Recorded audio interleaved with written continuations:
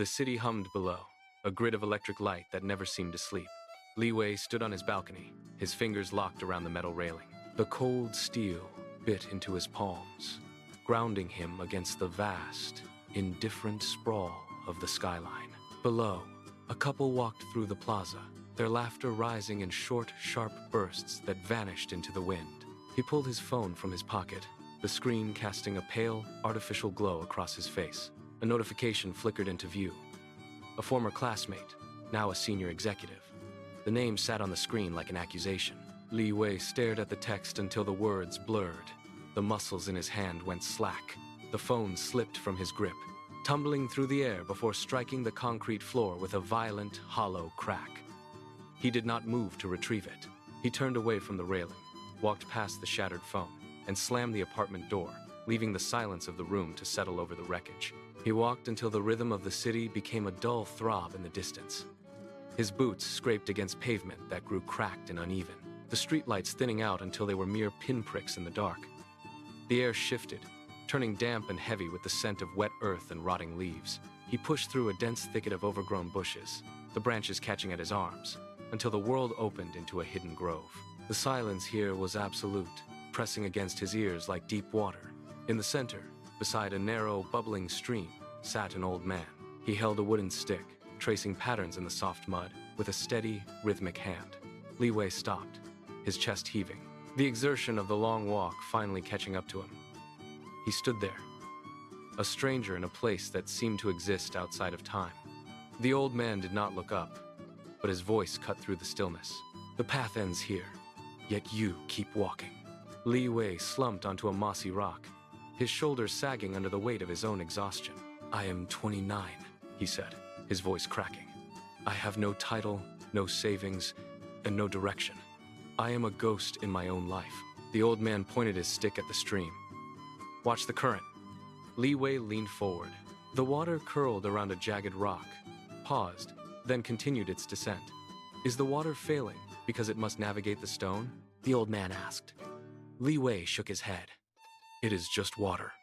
The old man stood, his joints popping, and walked to a patch of earth near the bamboo stalks. He knelt and began to dig, his fingers moving with rhythmic precision. "I planted these seeds 5 years ago," the old man said, tossing a handful of dirt aside. "For 4 years, there was nothing. No sprout, no green leaf, just bare, dry earth. My neighbors laughed. They told me to plant corn instead." Li Wei watched the old man's weathered hands. "What did you do?" "I watered the dirt," the old man replied. The bamboo was building a root system. It was doing the most important work of all. It was the foundation. The old man reached into his pocket, pulled out a small, smooth pebble, and pressed it into Li Wei's palm. "Hold this. Feel its weight." It did not become smooth by sitting still. It became smooth by being tumbled by the water for 1,000 years. Li Wei closed his fist around the stone. The sharp edges of his anxiety seemed to dull. He stood up, his legs steady for the first time in months. He bowed, turned, and began the long walk back to the city. When he reached his apartment, he picked up his cracked phone from the floor. He stared at the screen, then set it aside, face down. He did not open the social media apps. Instead, he pulled a blank notebook from the shelf. He wrote one sentence: "Today, I start the roots." He spent the next hour organizing his desk, clearing away the clutter of his past failures. He wiped the surface clean until the wood grain showed through. He went to bed early, his breathing slow and deep. The next morning, he woke before the sun. He made a cup of tea, sat at his desk, and began to study a skill he had abandoned years ago. The cycle of noise had finally broken. The seasons turned. The city lights no longer felt like a judgment. They were simply a backdrop to his work. Li Wei stopped looking at the lives of others and focused on the rhythm of his own. He did not try to finish everything at once. He built his days like the river builds its path, 1 hour, one task, one step at a time. He was not a finished product, but he was no longer a stagnant pool. He was movement. He was persistence. He was the water carving through stone, not by force, but by the steady, relentless repetition of his own will. When he looked at the city now, he did not see a race he was losing. He saw a landscape he was navigating.